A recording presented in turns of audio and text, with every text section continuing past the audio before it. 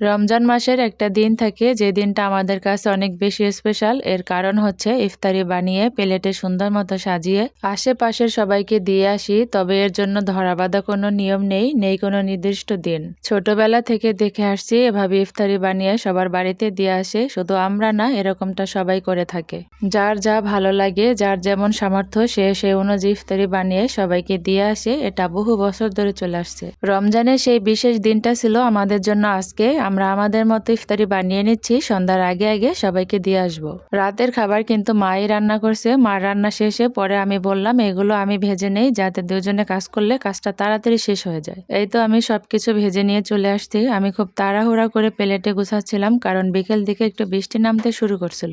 বৃষ্টি নেমে গেলে তো এক ধরনের বিপদে পড়ে যাব, কারণ সবাইকে দিব বলে সবকিছু একটু বেশি বেশি বানিয়েছি। এগুলা দিতে না পারলে তো একটা মহা বিপদ। এই যে প্লেটে ইফতারি সাজানো, সবাইকে দিয়ে আসা, আমার মনে হয় শহর থেকে গ্রাম সব জায়গায় এই নিয়মটা চালু আছে।